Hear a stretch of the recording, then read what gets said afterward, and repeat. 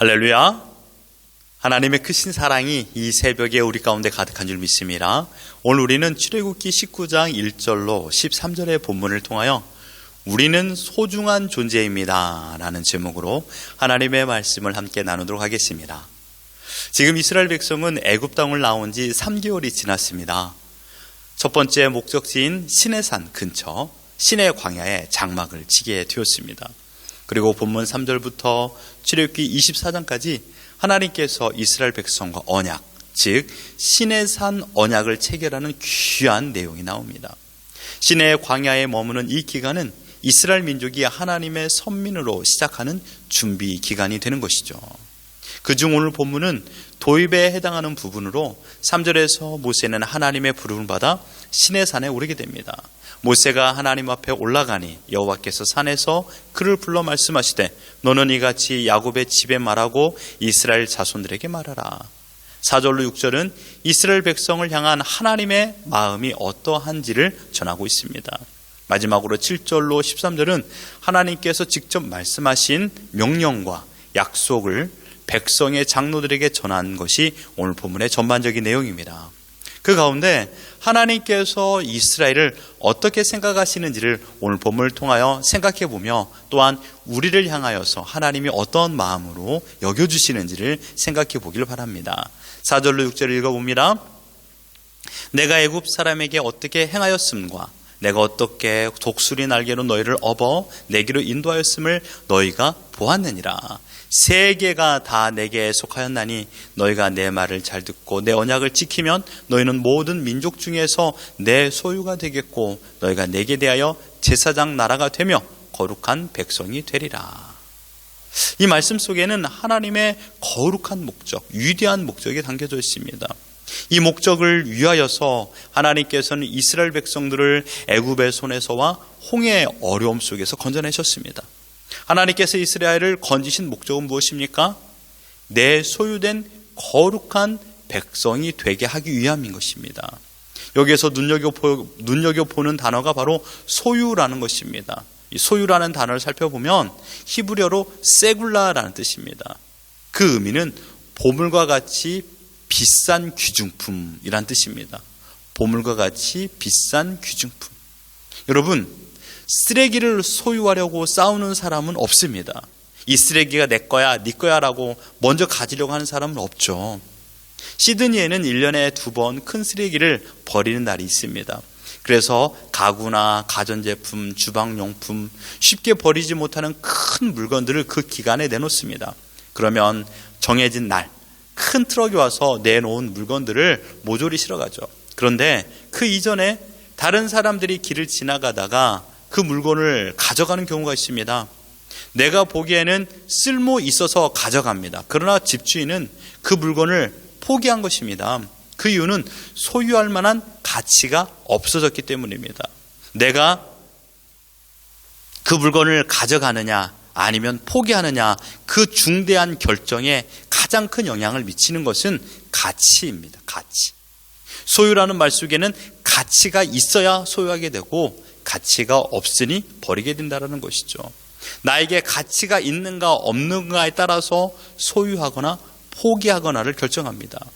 이스라엘 백성은요, 애굽에 있을 때에는 가치 있는 존재 취급을 받지 못했습니다. 애굽에 있을 때에는 이스라엘 백성들은 노예 신분으로 가장 천한 취급을 받았습니다. 쓸모 있는 곳이라고는 애굽 사람들이 하기 싫어하는 고된 노동, 그러니까 벽돌을 만들고 성벽을 쌓는 일만 했던 존재들이었습니다. 그런데 그러한 이스라엘 백성들이 신분 변화를 하게 된 것입니다. 어떻게 해요? 하나님의 소유가 되었기 때문입니다. 하나님께서 이스라엘 백성들을 아주 귀중한 보물로 여겼기 때문입니다. 그래서 4절에 내가 애굽 사람에게 어떻게 행하였음과 내가 어떻게 독수리 날개로 너희를 업어 내게로 인도하였음을 너희가 보았느니라. 하나님은 이스라엘을 무시하고 쓰레기 취급한 애굽 사람들에게 10가지 재앙을 내렸습니다.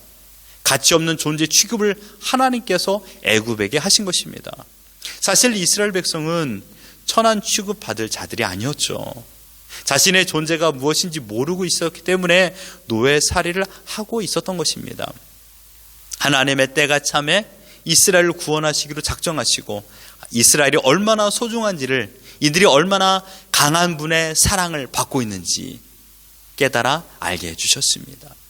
또한 그들의 강력한 공격, 애굽의 공격, 또한 홍해라는 자연을 통하여서 이스라엘을 보호하여 이곳 시내산까지 이르게 하여 주셨다라고 말씀하고 있습니다. 이 위대한 구원과 보호를 하신 하나님은 전 세계를 소유하신 분입니다. 그래서 5절에 보면 세계가 다 내게 속하였다라고 말했습니다. 여러분, 이 말 속에는요, 애굽도 이스라엘도 하나님께 소속이 되었다, 하나님에 속했다라는 것을 말합니다. 그러함에도 불구하고 이스라엘을 특별히 지목하여 너는 내게 속하였다라고 말하는 것은 너가 가장 가치 있는 존재다라는 뜻입니다. 우리는 소중하다라고 말하는 것입니다. 왜요? 하나님의 놀라운 선택이 있었기 때문입니다. 이스라엘이 하나님께 어떠한 행동의 결과로 가치가 매겨진 것이 아닙니다. 하나님의 독단적인 결정이었습니다. 내가 너희를 내 소유라고 인정하겠다라는 것입니다. 내가 너희를 내 소유라고 인정하겠다라는 거예요. 유독 이스라엘 백성을 지목하여 너는 나에게 특별하단다라고 말했습니다. 왜냐하면 너는 나의 보물이기 때문이다 라는 것입니다. 누가 주인이냐에 따라서 값어치는 달라집니다. 제가 책상에 앉아서 사용하고 있는 펜은 그냥 펜입니다. 하지만 나폴레옹이 만약에 그 펜을 썼다라면 그 펜을 제가 가지고 있다라면 여러분, 그 펜은 아주 놀라운 평가를 받게 됩니다. 그 이름에 걸맞는 평가를 받게 되는 것이죠. 이스라엘이 왜 이런 보물이 되었습니까?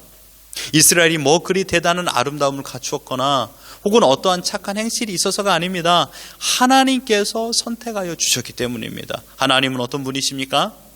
온 땅의 주인이십니다. 온 땅을 만드신 분입니다. 그 하나님께서 특별히 사랑하는 민족이 되었기 때문에 가치 있는 나라가 된 것입니다.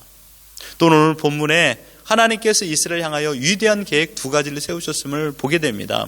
그것은 첫 번째 제사장 나라, 두 번째 거룩한 백성입니다. 6절을 보십시오. 너희가 제사장 나라가 되며 거룩한 백성이 되리라. 이 말씀은 하나님의 약속임과 동시에 그 백성에게 새로운 형태의 존재로서의 의미를 부여하는 말입니다. 하나님께서는 지금 이스라엘 백성들에게 거룩한 사명을 맡기신 것이죠. 제사장 나라라는 말 자체 속에 이스라엘은 독특한 위치를 가지는 나라가 될 것이라는 것을 의미하고 있습니다.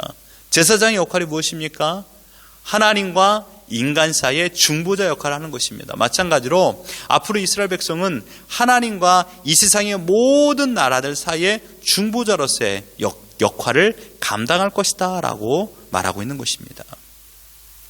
두 번째로 거룩한 백성입니다. 이 말은 세상의 어떤 나라와도 구별될 것뿐만 아니라 도덕적으로 순결한 백성이 될 것이라는 것을 의미하고 있습니다. 이것은 하나님의 거룩하신 속성과 연결되어 있는 백성이 된다라는 뜻입니다.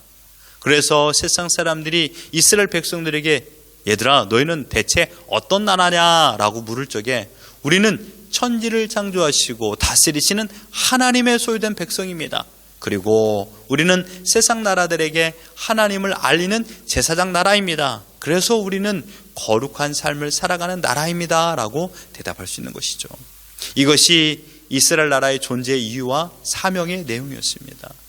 이스라엘 백성이 이스라엘 백성이 하나님께 위대한 사명을 받은 것은 애굽에서 나온 지 1년이 되지 못해서입니다. 이스라엘 백성이 지금 시내의 광야에 이르기까지 하나님께 했던 행동을 한번 생각해 보십시오. 그들은 물이 없어서 원망했던 자들이었습니다. 먹을 것이 없어서 원망과 불평만 했던 자들이었습니다. 그러함에도 불구하고 하나님께서 이스라엘 향하여 너는 내 보물이다.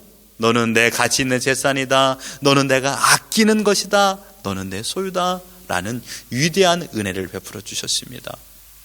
이스라엘 민족의 측면으로 본다라면 이보다 더 안전하고 튼튼한 보장이 세상에 어디 있겠습니까? 하나님께서 이스라엘 백성을 이와 같이 만들어 가시겠다라는 겁니다. 그 일을 위해서 해야 될 한 가지가 있습니다. 5절에 너희가 내 말을 잘 듣고 내 언약을 잘 지키면 된다라는 것입니다. 그런데 여러분, 이 말은 너희가 여차저차 해서 내가 이렇게 만들겠다가 아니라 너는 이러한 존재가 되었고 이러한 존재가 되는 모습으로 만들어 가겠다라는 겁니다. 그때 필요한 것이 하나님의 말씀의 순종이라는 것입니다. 사랑하는 성도 여러분, 이스라엘을 가치 있는 보물로 특별히 사랑하셨듯이 지금 하나님은 우리를 하나님의 가장 소중한 보석, 빛나는 소유물로 삼으셨습니다.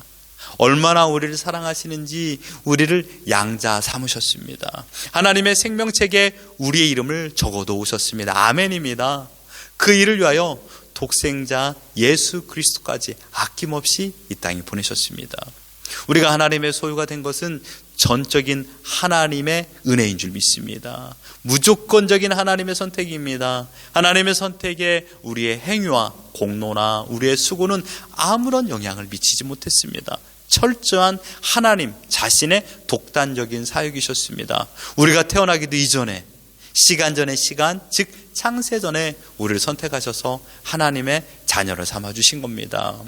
찬송가 3장 10절에 찬송가 310장을 보면요, 하나님의 은혜로 이 쓸데없는 자 왜 구속하여 주는지 난 알 수 없도다 라고 말하고 있습니다. 우리는 아주 특별한 존재입니다. 하나님의 은혜를 받은 자들이기 때문입니다. 그리고 우리를 향한 놀라운 돌봄도 허락하여 주십니다.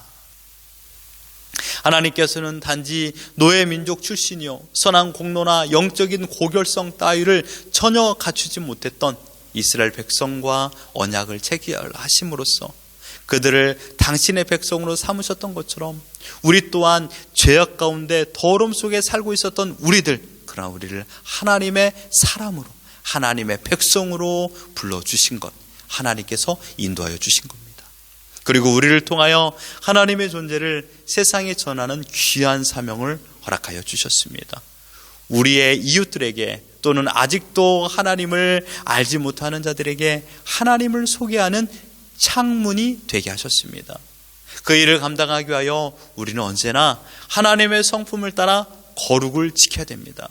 여러분, 거룩을 지킨다라는 것은 무거운 명령이 아니고 어려운 명령도 아닙니다. 우리가 거룩을 지킨다라는 것은요, 끝내 우리를 보호하고 안전하게 만드는 제어장치입니다. 하나님의 소유된 가장 소중한 보물인 것을 여러분 자신이 기억하십시오. 나는 쓸모없어. 나는 아무것도 할 수 없는 존재예요. 우리가 보기에는 그럴 수 있습니다. 그러나 하나님의 눈에는 우리가 가장 소중한 존재로 보입니다. 그러니 여러분 곁에 있는 여러분 가족이나 이웃을 함부로 대하지 마십시오. 왜냐하면 그들이 하나님의 가장 소중한 보물입니다. 내 보물을 함부로 대하면 그 주인이 어떻게 하겠습니까? 그 주인이 힘이 세다라면 함부로 취급한 사람들을 어떻게 하겠습니까? 안 됩니다. 여러분, 우리는 소중한 존재입니다. 그러니 내 곁에 있는 사람들 함부로 하지 마시고 여러분 자신도 여러분이 함부로 하지 마십시오. 세상에서 무시당할 존재들이 아닙니다. 하나님의 독생자 예수 그리스도의 핏값으로 사함을 받은 하나님의 자녀들입니다. 하나님께서 나를 가치 있게 평가하셨습니다. 가장 소중하다라고 인정하셨습니다. 너는 나의 보물이야. 하나님은 그래서 우리를 상하지 않도록 철통같이 지켜주십니다. 그러므로 오늘의 삶이 조금 힘들고 어렵고 고달프더라도 우리는 천지이신 하나님의 사랑을 받고 있는 특별한 존재임을 믿으시고 하나님의 자녀된 자부심을 가지십시오. 하나님께서 세우시면, 하나님께서 높이시면, 하나님께서 문을 열어주시면 닫을 사람이 없습니다. 막을 사람이 없습니다. 여러분 기억하십시오. 하나님이 내 편이십니다. 하나님이 지금 나를 사랑하십니다. 하나님께서 내 아버지십니다. 그 하나님을 사랑하며 그 하나님을 따르며 오늘 살아가는 우리 모두가 되기를 예수 그리스도 이름으로 축원합니다.